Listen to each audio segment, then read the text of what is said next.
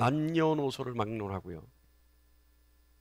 인생을 살면서 가장 좋아하는 것, 그리고 가장 갖고 싶은 것 무엇이냐고 물어보면 뭐니 해도 뭐니예요. 이건 뭐 남녀노소를 막론하고 그래요. 어저께 우리 저 작은 녀석이 하루 종일 그걸 가지고 고민하는 거예요. 뭘 가지고 고민하는 거예요? 우리 교회는 왜 작은가? 하나님은 내 기도를 안 들어주셔. 왜 내가 그렇게 큰 교회 되게 해달라는데 안 해주셔? 그리고 마지막에 급기야 뭐라 그러냐면 아빠 어떻게 하면 돈을 많이 벌 수 있어? 10살짜리 뭐하게 그랬더니 교회 좀 크게 만들라고. 그러니까 아이가 이유야 어떻게 됐든 명분이 뭐든 간에 뭐예요? 뭐니 해도 뭐니에요. 교회를 만드는데 돈으로 합니까? 아니에요. 은혜로 해야 되는데도 불구하고 애 머릿속에 이미 뭐가 있어요? 돈이라고 하는 물질적 개념이 사고방식에 자리 잡고 있는 거예요. 그러니까 남녀노소를 막론하고 하여간 뭐니 해도 뭐가 최고? 뭐니가 최고. 뭐니가. 이거는요 비신앙인은 물론이고 신앙심이 투철한 신앙인이라 하더라도 돈 앞에서는 누구나 언제나 약한 모습을 보일 수밖에 없는 겁니다. 이 사실이요, 이런 사실이 받아지지 않아서 나는 절대 아니야 그럴 수 있는 분 있어요? 그렇게 부인하고 부정할 분 있어요? 아 이건 무슨 말이에요? 나는 은혜면 됩니다. 있어요? 천만의 말씀. 그래서요 만약에 신앙인이 돈 앞에서 무너진다 하더라도 그 사람을 손가락질 할 수는 없는 것이고 흉보거나 욕할 수 없는 것입니다. 왜냐하면 누구라 하더라도 돈 앞에서는 약해질 수밖에 없고 누구라 아무리 믿음이 좋다 하더라도 돈 앞에서는 흔들릴 수밖에 없는 거예요. 네? 여기 서 있는 저도요 돈 좋아합니다. 돈 싫어하는 사람 있어요? 아니 일단 돈이 있으면 편하잖아요. 그렇잖아요. 편리에 의해서라도 돈은 필요한 거예요. 그러니까 신앙이 좋던 믿음이 강하던 아무 의미 없어요. 돈 앞에서는 흔들릴 수밖에 없어요. 그러니까 돈 앞에서 흔들린다고 흉보거나 손가락질 할 수 없다 이거죠. 너나 나나 매일 반인 것이요. 그죠? 그래서 가만 생각해 보면 그만큼 돈의 위력은 대단한 것이고 돈의 영향력은 막강한 겁니다. 그래서요 성경은 성경은 물질이라고 얘기하죠. 육적인 것 이렇게 얘기하는데 이 물질을 쫓는 삶을 언제나 경고하죠. 물질이 전부인 것처럼 사는 삶은 우상을 섬기는 삶과 같다라고 정의합니다. 신앙인이라면 누구나 상식처럼 알고 있는 사실이 있죠. 그건 성경의 가르침인데요. 상식처럼 어떻게 알고 있냐면 물질은 하나님 것이다. 물질은 하나님의 것이다. 그러니까 세상 온 창조 세계의 것이 다 하나님 것이다. 특히 그 중에서 물질은 하나님 것이다. 그래서 하나님의 것이기 때문에 하나님이 원하시는 곳에 하나님이 원하시는 방법으로 쓰이는 것이 우리에게 마땅한 삶이고 이런 삶을 통해 하나님은 우리에게 복을 더하여 주신다. 우리 그렇게 알고 있는 거 아닙니까? 신앙인이라면 최소한 그것이 상식처럼 우리에게 받아들여지고 있는 거 아닌가요? 그러니까 우리가 가지고 있는 물질도 우리 것이 아니라 하나님 것이고 하나님의 방법으로 하나님이 쓰시고자 하는 때 하나님이 뜻하신 바대로 쓰는 것이 우리에게 마땅한 삶이 되는 것이고 그렇게 살아야지만 하나님이 우리에게 그 복을 더하여 주신다. 이렇게 우리 생각하고 있는 거 아닙니까? 그죠? 생각하고 계시죠? 할렐루야? 네. 아이고 각 가정에서 지금 뭐 아멘 하는 소리가 들리는 듯해요. 여기서 이제 들린다 그러면 이게 이제 바로 저 유병원이나 저 이만희가 되는 거고 여기서 들리는 듯해요 이래야지 이제 정통교단으로 들어가는 거예요. 그죠? 네. 자, 오늘 본문 말씀요. 오늘 본문 우리 이 출애굽기 12장 말씀 우리 다 아는 사실이에요. 여기 본문 말씀 유명한 말씀 아닙니까? 우리가 저 1년에 성경 뭐 몇 동은 해야지 하고 시작을 할 때 가장 그래도 많이 읽었던 부분 창세기 출애굽기 여기까지는 그래도 작심 3일 이 다 읽을 수 있는 거 아니에요? 가장 많이 읽었던 부분 아니에요? 예? 자, 그런데 오늘 말씀 우리가 다 아는 사실이에요. 이스라엘 민족이 출애굽을 할 당시에 빈손으로 나오지 않아요. 애굽 사람들에게서 많은 재산을 취해서 나옵니다. 그 기록되어 있는 여기 이제 오늘 본 말씀에 기록되어 있는 거죠. 자, 그런데 여러분 이거 그냥 읽으셨어요? 이스라엘 민족이 출애굽을 하는데 애굽 사람으로부터 많은 폐물과 값진 물건들을 받아갖고 나와요.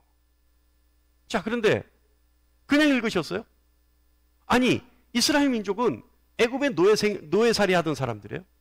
이 사람들이 어떻게 애굽인들에게 가서 물건을 취하여서 나왔을까요?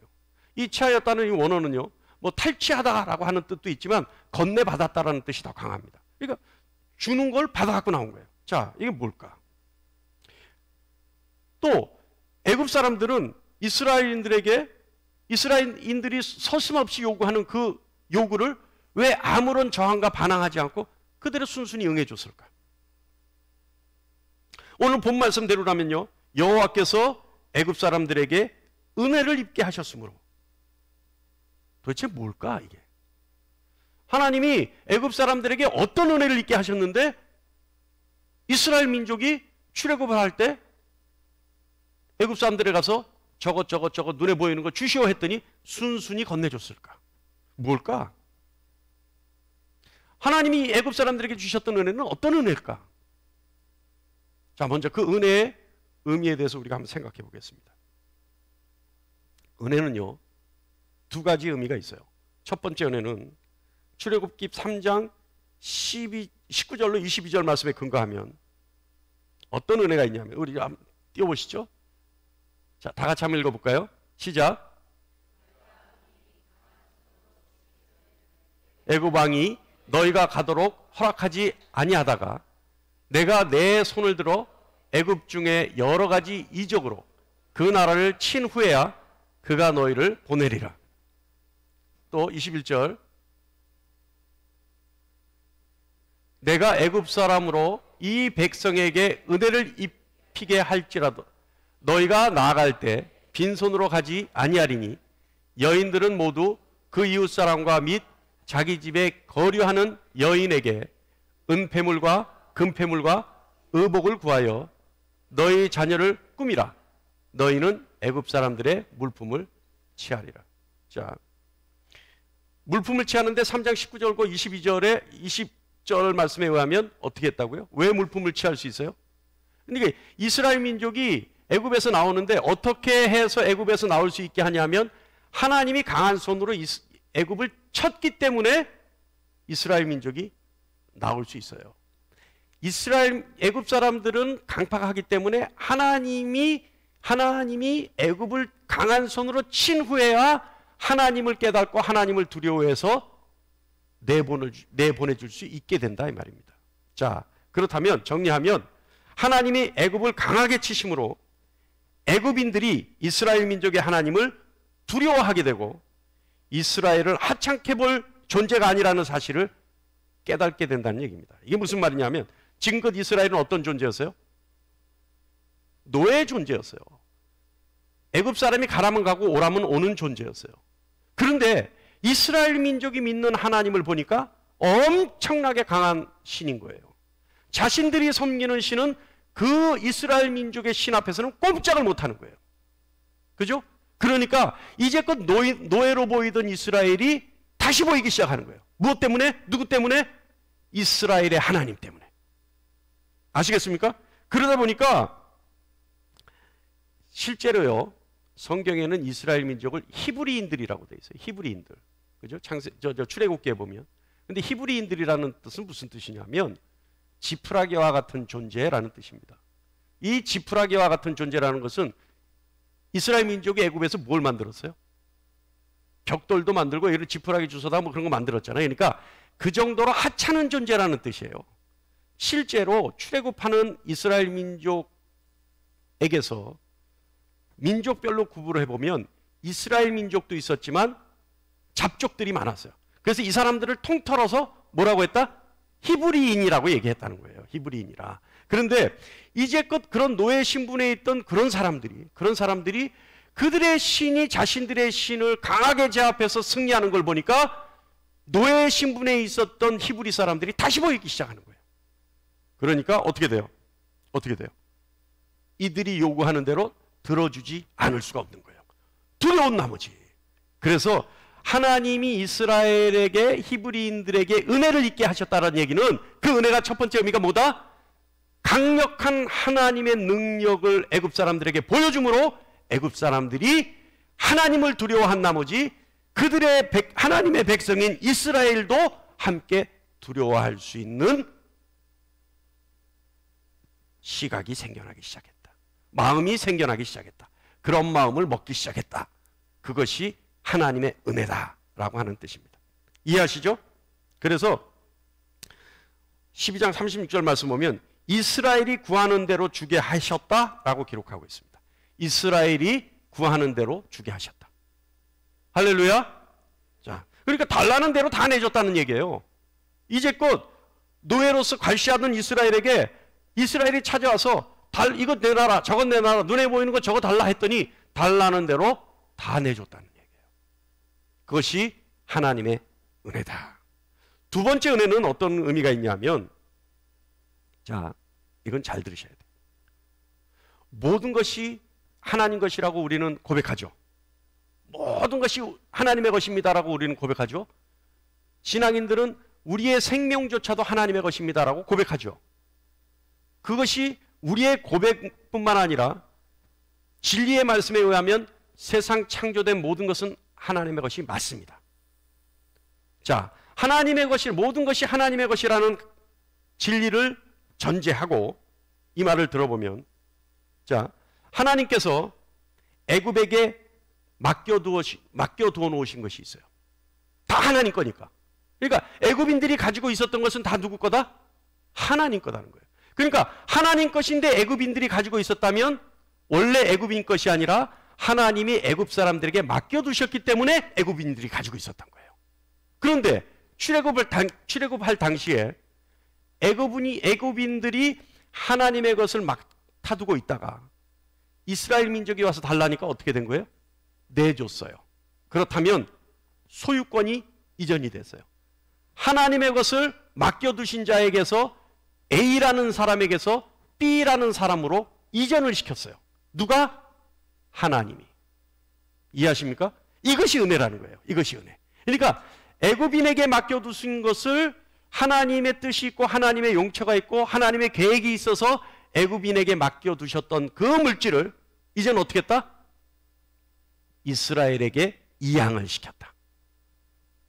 애굽인에게 위임했던 물질의 권리를 이제는 이스라엘 민족에게 위임하고 그 물질을 옮기게 하셨다.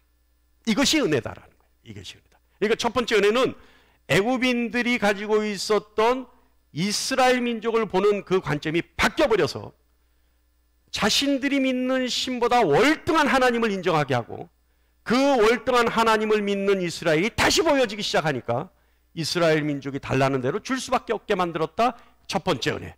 두 번째 은혜는 애굽인들이 자신의 것으로 가지고 있었던 것이지만 사실은 하나님의 것이기 때문에 하나님이 맡겨두었던 애굽인에게서부터 이제는 하나님의 뜻이 있고 하나님이 그 물질을 쓰셔야 될 용처가 있고 하나님의 계획이 있으니까 어떻게 했다? 이스라엘 민족에게로 옮기셨다.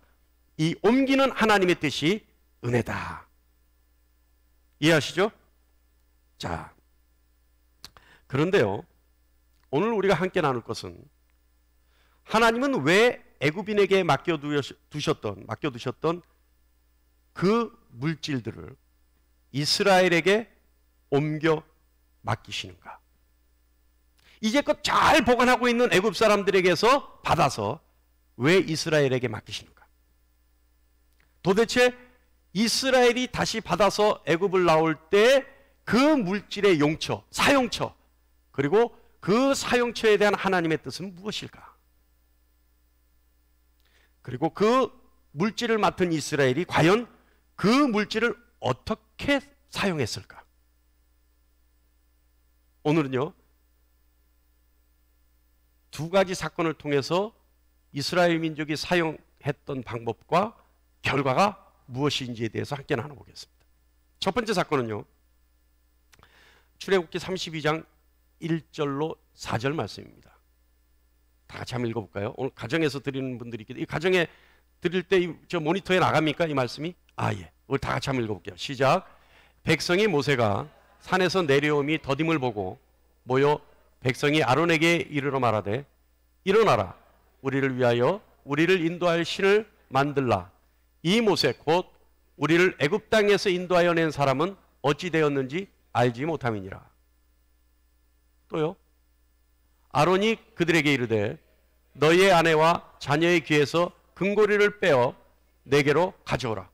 모든 백성이 그 귀에서 금고리를 빼어 아론에게로 가져가매 아론이 그들의 손에서 금고리를 받아 부어서 조각칼로 새겨 금송아지 형상을 만드니 그들이 말하되 이스라엘아 이는 너희를 애굽 땅에서 인도하여 낸 너희의 신이로다 하는지라.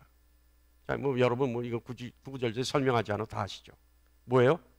시내 산에서 모세가 하나님과 언약을 세우는 동안 모세는 이스라엘 민족에게 보이지 않았어요. 그러니까 이스라엘 민족이 어떤 마음을 가졌어요? 인도자를 잃은 두려움에 빠져버렸어요.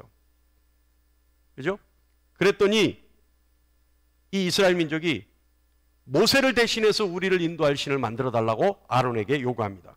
이 요구에 두려움을 느낀 아론이 이스라엘 백성이 가지고 있는 금을 가지고 금송아지를 만들 것을 제안하죠. 그래서 아이들이 치장하고 있었던, 우리가 아까 읽었던 그 출애굽기 말씀에 의하면 아이들에게 애굽 사람들에게 받아서 아이들에게 치장하게 했죠. 그 치장했던 금부치를 다시 돌려받아서 금송아지를 부어 만듭니다. 이스라엘이 애굽을 떠날 때 하나님이 취하게 하신 폐물이에요. 다시 말하면 하나님이 자신들에게 이 애굽인으로부터 이스라엘에게로 옮겨놓은 폐물을 자신들을 위해 자신들을 인도할 신을 만드는 데 씁니다. 다시 말하면 우상을 섬기기 위해 썼다는 얘기입니다. 우상은 뭐예요? 우상은 우리를 위해 우리 마음을 의지할 존재를 만드는 것이 우상입니다. 우상은 누구를 위해 만들어요? 우리를 위해 우리 자신의 마음을 의지할 것을 만들어내는 것, 의지할 것을 만들어내는 것, 의지할 형상을 만드는 것, 의지할 어떤 것도 만들어내는 것, 이것이 우상이에요. 이스라엘은요, 하나님이 뜻하신 바 있어 하나님의 것을 맡겨두셨는데 이스라엘은 하나님의 뜻과 상관없이 자신들을 위하여 자신들의 신을 만드는데 사용하고 맙니다. 하나님이 쓰셔야 할 것은 다른 곳이 있는데 그 용처를 알려고 하지도 않고 하나님의 뜻을 알려고 하지도 않고 오로지 자신들을 위해 자신들의 뜻대로 썼다는 말입니다. 자, 결과는 어떻게 됐어요? 자신들이 하나님이 애굽 사람들에게 받아서 자신들에게 맡겨주신 그 물질을 하나님의 용처와 상관없이 하나님의 뜻과 상관없이 하나님의 계획과 상관없이 자신들의 뜻대로 자신들을 위해 자신들의 우상을 만드는 데 썼어요. 그렇다면 그 결과 어떻게 됐느냐? 하나님 편에 섰던 레위 사람들에 의해 죽임을 당하게 됩니다. 함께 애굽을 탈출했던 이웃이자 형제이자 친구의 손에 의해 자그마치 3천여 명이 죽임을 당합니다. 그뿐인가요? 모세의 중보가 아니었으면 애굽에서 탈출한 이스라엘 모두가 죽임을 당할 뻔한 사건입니다. 그래서 출애굽기 32장 32절에 모세가 이렇게 기도하죠. 그러나 이제 그들의 죄를 사하시옵고 그렇지 아니하시오면 원하건대 주께서 기록하신 책에서 내 이름을 지워 버려 주옵소서. 그러니까 모세의 이 중보 기도가 아니면 이스라엘은 이미 그때 멸망을 해버리는 거예요. 무엇 때문에? 단 하나, 무엇 때문에? 하나님이 맡겨두신 물질을 하나님의 뜻대로 쓰는 것이 아니라 어떻게 해요? 자신들을 위해 자신들의 의지대로 자신들을 위해 썼기 때문에 그래요. 이런 일을 당하는 거예요. 자, 두 번째 한번 볼까요? 두 번째 어떤 사건이 있나? 똑같은 이스라엘이 똑같은 물질로 사용하는, 그래서 결과가 나타나는 사건이 있는데 두 번째 사건 한번 봅니다. 두 번째 사건은요, 출애굽기 35장부터 있는 사건인데, 출애굽기 35장부터, 그러니까 출애굽기 35장 4절로 5절 말씀 우리 먼저 읽고 할게요. 시작. 여호와께서 명령하신 일이 이러하니라. 이르시기를 너희의 소유 중에서 너희는 여호와께 드릴 것을 택하되 마음에 원하는 자는 누구든지 그것을 가져다가 여호와께 드릴지니. 할렐루야. 자, 출애굽기 35장부터는 조금 전에도 얘기했듯이 성막을 만들기 시작할 때입니다. 성막을 만들기 전에 하나님은 이스라엘에게 명령하십니다. 조금 전처럼 뭐라고 명령하시냐면 너희의 소유 중에서 너희는 여호와께 드릴 것을 택하되 마음에 원하는 자는 누구든지 가져다가 여호와께 드릴지니라. 자, 하나님이 거하실 성막을 지어야 할 때가 되자 하나님이 모세를 통해 명령하는 것입니다. 너희의 소유 중에서. 그런데요, 여기서 우리가 착각할 수 있는 것이 있어요. 우리가 알다시피 조금 전에 우리가 계속 들었듯이 분명히 하나님이 애굽으로부터 이스라엘에게 그 소유를 옮기신 것인데 하나님이 뭐라고 말씀하시냐면 너희의 소유 중에서. 이스라엘이 하나님의 은혜로 거저받은 것인데 하나님이 내가 너희에게 맡긴 것 중에서가 아니라 너희의 소유 중에서. 하나님이 맡겨두신 것에 대해서 하나님이 그 소유권을 주장하지 않으시고 너희의 임의대로 처분할 수 있다는 권리를 인정하시는 겁니다. 그래서 뭐라고 그러시냐? 너희의 소유 중에서. 마치요, 하나님이 지으신 모든 것을 인간의 손에 맡기시면서 생육하고 번성하고 충만하고 다스리라 정복하라 그렇게 위임하고 맡기신 것처럼 하나님이 이스라엘에게 명령하시죠. 하나님께 드릴 것을, 너희의 소유 중에서 하나님께 드릴 것을 너희가 택하되 어떻게? 너희 원하는 대로 누구든지. 그래서 이스라엘이 착각할 수 있는 거예요. 이스라엘이 그래서 착각하는 거예요. 하나님이 이렇게 명령하시니까 이스라엘이 마치 처음부터 자기들이 가지고 있었던 것처럼 착각해버리는 거예요. 그러니까 그 착각이 어떤 결과를 나타내느냐? 명령하셨지만 순종을 할 것인가? 아니면 불순종하여 자신의 소견대로 할 것인가? 철저하게 자율에 맡기셨기 때문에 마치 처음서부터 자신들이 가지고 있었던 자신들의 소유인 것처럼 착각하게 되는 겁니다. 그러나 이렇게 자율에 맡겼는데도 불구하고 이스라엘 민족은 어떻게 했는지 아세요? 하나님이 처음서부터 너희가 가지고 있었어 라고 인정하시는 것처럼 착각에 빠질 수 있게 했던 이스라엘임에도 불구하고 이스라엘 어떻게 했는지 아세요? 출애굽기 36장 4절로 7절 말씀 한번 봅니다. 다 같이요. 시작. 성소의 모든 일을 하는 지혜로운 자들이 각기 하는 일을 중지하고 와서 모세에게 말하되 이르되 백성이 너무 많이 가져오므로 여호와께서 명령하신 일에 쓰기에 남음이 있나이다.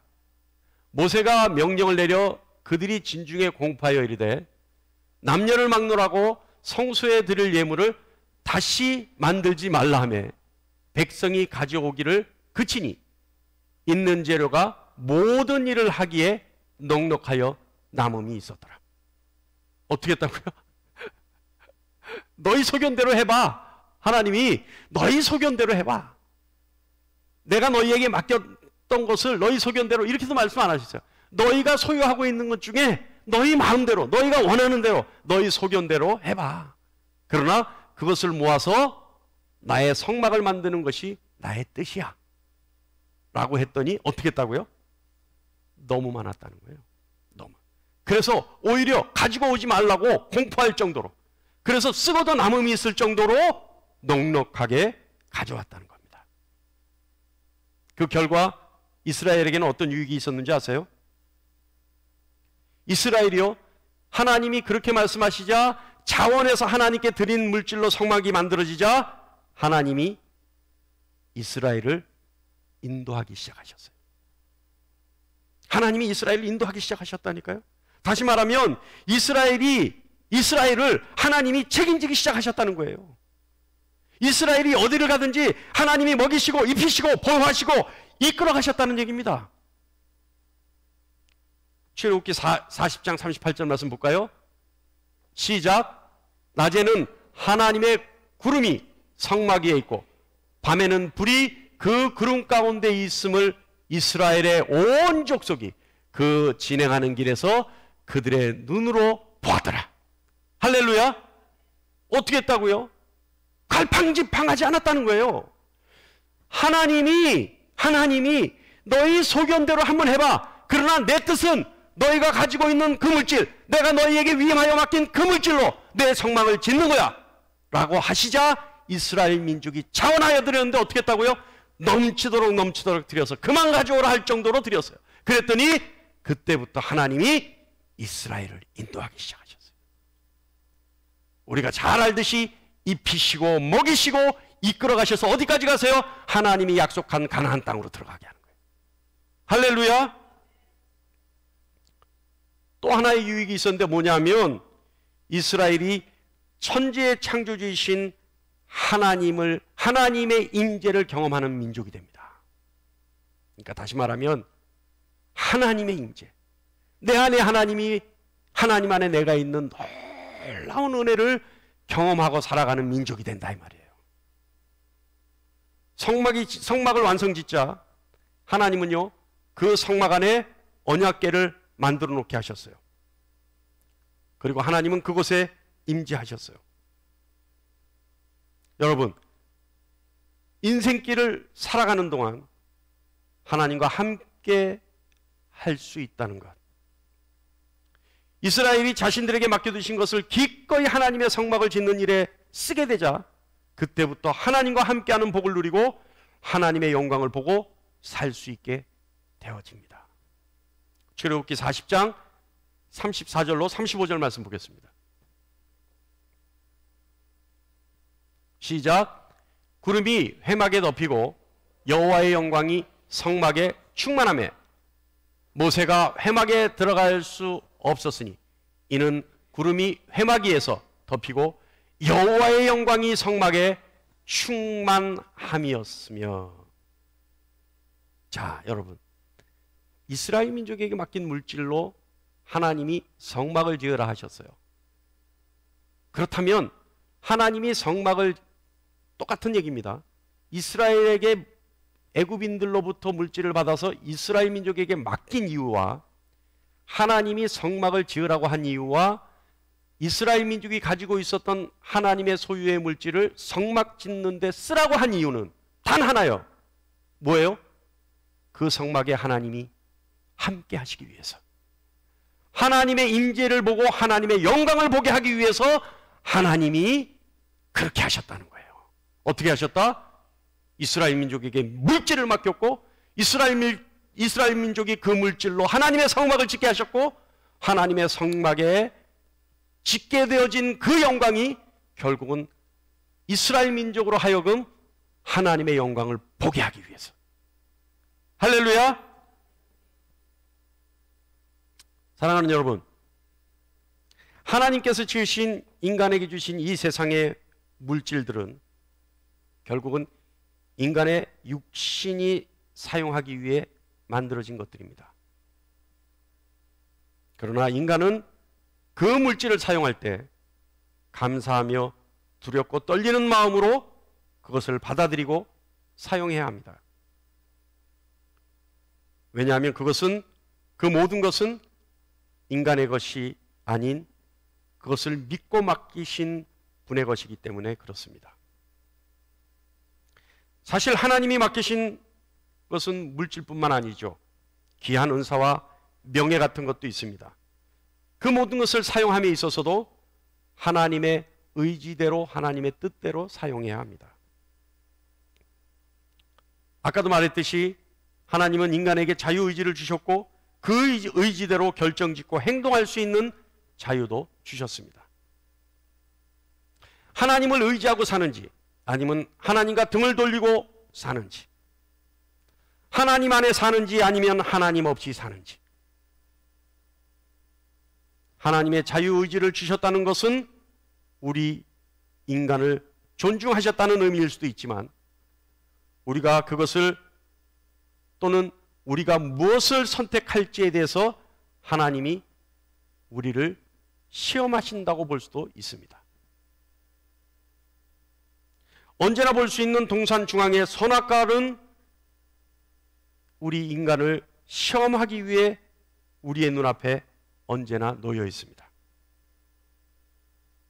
먹음직도 하고 보암직도 하고 지혜롭게 할 만큼 탐스럽게 보여 선악과를 먹는 것이 아니라 정녕 죽으리라는 하나님의 말씀을 의지해서 하나님 앞에서는 부끄럽지 않는 우리가 되어야 합니다.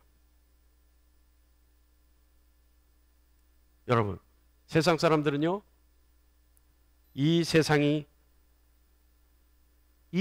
끝나는 날 모든 것이 끝인 줄 알아요. 세상 사람들. 이 세상이 끝나는 날 모든 것이 끝인 줄 알아요. 그러나 그리스도인들에게는 이 세상은 그저 순례자의 길이죠. 본향을 향해 나아가는 나그네의 길입니다. 유행가 가사처럼 인생은 빈손으로 왔다가 빈손으로 간다고요? 그 말이 맞습니까? 인생은 여러분 빈손으로 왔나요? 그래서 갈 땐 빈손으로 가나요? 아니에요. 여러분 올 때 빈손으로 왔습니까? 아니에요. 올 때는요, 우리가 육신도 받아서 육신을 가지고 있었고 생명을 받아서 생명도 가지고 있었어요. 올 때는 빈손으로 왔다가 빈손으로 온 것이 아니라 육신도 받아서 가지고 있었고 생명도 가지고 있는 그 소유를 가지고 왔어요. 그런데 갈 때는 어때요? 아무것도 없어요. 생명도 뺏기고 올 때 받았던 육신도 뺏겨버려요. 다 뺏겨버려요. 그러나 우리 그리스도인들은 다 뺏기고 잃어버렸다고 할 때 그 길에서 무엇이 남아있습니까? 소망이 남아있어요. 세상 사람들은 올 때는 비록 빈손으로 온 것처럼 착각에 빠졌지만 사실은 육신도 받고 생명도 받아온 그 왔을 때 그 길에서 갈 때는 아무것도 없이 어떤 것도 손에 쥐지 못하고 갈 때 그 가는 길 위에서 모든 것이 끝이라고 생각한다 이 말이에요. 그러나 그리스도인들은 어때요?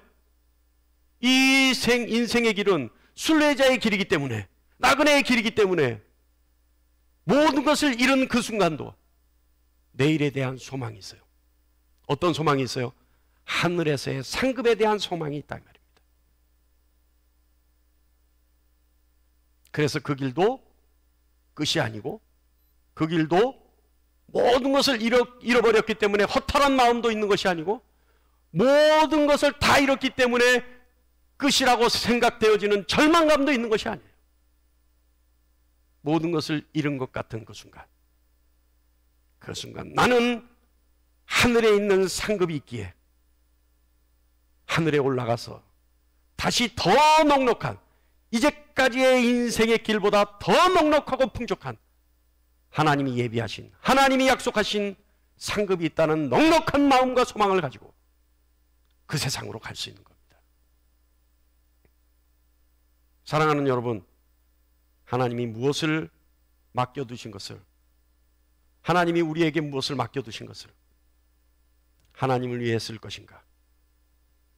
아니면 모든 것을 잃고 나가야 하는 나를 위해 쓸 것인가? 올 때보다도 못한 모든 것을 잃고 끝낼 것인가?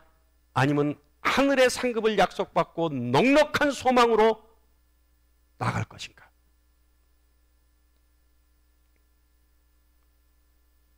우리의 인생은 우리가 책임져야 합니다. 마지막 순간의 그 길 위에서 절망과 허탈 속에 있을 것인가? 아니면 하늘 소망의, 하늘 상급의 소망으로 있을 것인가? 하나님이 우리에게 선택의 자유를 주셨어요. 무엇을 선택할 것인가? 이스라엘 민족처럼 하나님이 자신들에게 맡겨두신 그것을 자신을 위해 금송아지 만드는 일에 써서 함께 출애굽한 형제들에게, 친구들에게 짓밟힐 것인가? 그리고 모든 것을 잃고 난 후에 절망 속에 있을 것인가? 아니면 하나님이 맡겨두신 그 물질을 하나님이 원하시는 곳에, 하나님이 뜻하신 곳에, 하나님이 사용하자고 하는 곳에 하나님이 우리에게 명령하셨을 때 하나님을 위해 쓸 것인가? 그래서 하나님께 인도함을 받으며 하나님이 모든 것을 책임져 주시며 하나님의 영광을 바라보는 그 인생 속에 있을 것인가? 그리고 그 인생이 마지막 되는 그 순간에도 내일의 상급에 대한 소망을 품고 그곳에 서 있을 것인가, 아니면 모든 인생이 끝이라고 하는 절망적인 그 자리에 있을 것인가. 이제는 우리가 선택해야 될 때입니다. 오늘 이 자리에서 하나님의 음성에 귀 기울여서 하나님의 뜻 가운데 있는 여러분이 되시기를 간절히 축원합니다. 이스라엘, 지혜로운 이스라엘 민족처럼 하나님이 하시고자 할 때 넉넉하게 하나님께 드려서 하나님이 책임져주고 하나님이 개입하시고 하나님이 모든 것을 인도하시는 삶의 주인공이 되기를 간절히 축원합니다. 하나님의 영광을 보는 여러분이 되기를 축원합니다. 여러분의 삶 속에서 하나님의 영광이 드러나서 여러분이 애굽 사람들에게 달라고 할 때 아무 말 없이 줄 수 있는, 그리고 받을 수 있는 여러분이 되시기를 간절히 축원합니다. 여러분, 인생 별거 있습니까? 우리 힘으로 해봐야 아무 소용없어요. 인생 별거 있습니까? 우리 능으로 해봐야 아무 소용없어요. 하나님이 하셔야 돼요. 하나님이 하셔야 돼요. 수백 년 동안을 여러분 노예살이 살던 이스라엘이 히브리인 지푸라기와 같은 존재, 그저 소모품에 지나지 않는 그 존재가 하나님의 은혜를 받으니 상전으로 모셨던 이 애굽 사람들에게 가서 달라고 하자마자 즉각적으로 순종하는 역사가 일어나는 거예요. 여러분 인생 뭐 있나요? 여러분 뭐니 해도 뭐니가 최고죠? 그러면 어떻게 해야 돼요? 하나님의 은혜를 입고 하나님이 쓰시고자 할 때 마음껏 쓸 수 있는 중심이 잡혀져서 하나님이 믿고 맡기는 여러분 되시기를 간절히 축원합니다. 할렐루야. 하나님은요 이스라엘을 믿었기 때문에 이스라엘에게 맡기신 거예요. 이스라엘이 믿음직스럽지 않았으면 이스라엘에게 맡기지 못해요. 그 증거가 어디 있어요? 넘치도록 쓰고 다 나올 정도로 이스라엘이 갖다 드리지 않았습니까? 비록 일부는 자신들을 위해 자신들의 우상을 섬기는 일에 만들었지만은 나머지 이스라엘 죽은 자는 3,000명밖에 안 돼요. 그죠? 몇만에? 장정만 60만 중에 3,000명밖에 안 되는 거예요. 그런데 나머지 59만 7천은 어떻게 했어요? 하나님 뜻대로 하나님 의지대로 썼어요. 그랬더니 이스라엘이 하나님으로부터 놀라운 축복을 받아서 그 축복이 오늘날도 이스라엘 민족의 자손들에게도 전해지는 그런 민족이 되는 겁니다. 할렐루야. 제가요 사실은 오늘 말씀을 우리가 이제 시리즈로 하는 거 아니에요? 시리즈로 하는 거니까 정해져 있는 거예요. 이 테마가. 그래서 물질을 하나님 위해서 써야 된다. 물질을 하나님 뜻하신 대로 써야 된다. 물질은 우리의 것이 아니라 하나님이 우리에게 맡겨두신 것이다. 이런 테마로 이번 주에 이걸 설교를 준비해야 되는 거예요. 그래서 설교를 준비하다 보니까 지난 월요일 날 이 설교를 가지고 이제 먼저 묵상을 하고 준비하다 보니까 아이고 이번 주에 새 예배당에 계약해야 되고 앞으로 1, 2주 안에 돈 들어갈 것이 많네? 공교롭게도. 그러니까 제가 걱정해. 무슨 걱정을 했냐면 아니 목사님 혹시 돈 들어갈 때 생기니까 이런 설교하는 거 아니에요? 이렇게 오해를 받을까 봐 걱정이 생기기 시작하는 거예요. 걱정이 생기기. 그렇다면 이 하나님이 시리즈대로 우리에게 주신 이 테마가 손상되잖아요. 왜곡되잖아요.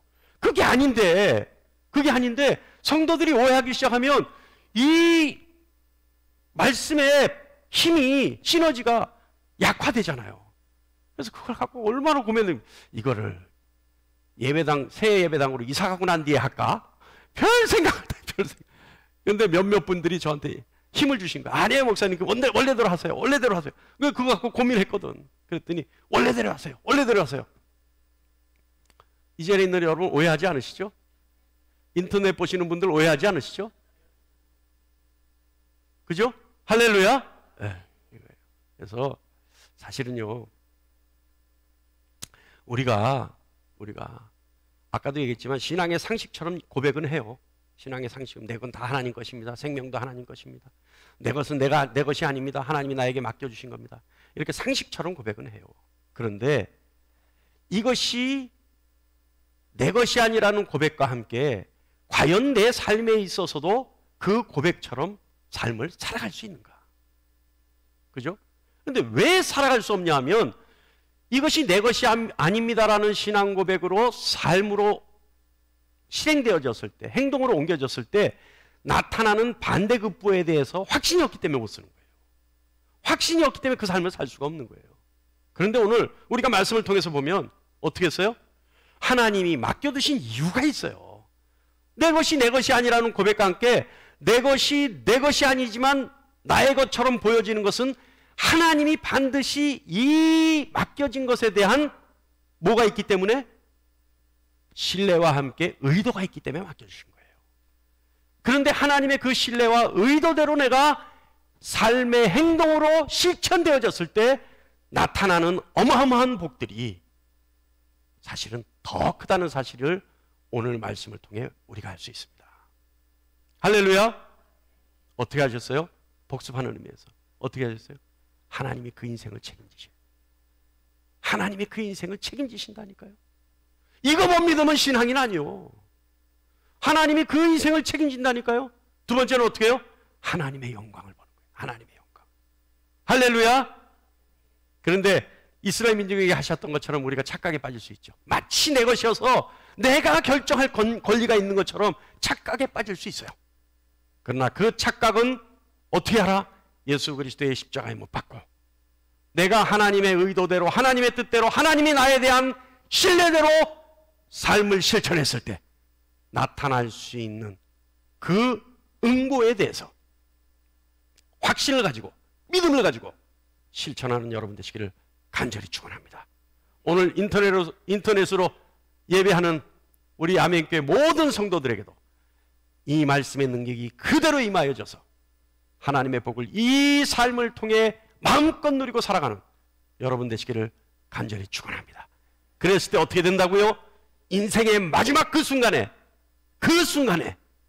세상 사람들은 절망과 불안과 두려움 속에 그 순간을 맞이하지만 우리들은 하늘 상급에 대한 소망을 가지고 마지막을 맞이할 수 있다는 겁니다. 할렐루야! 깨달아 마음껏 누릴 수 있는 여러분 되시기를 간절히 축원합니다. 기도하겠습니다.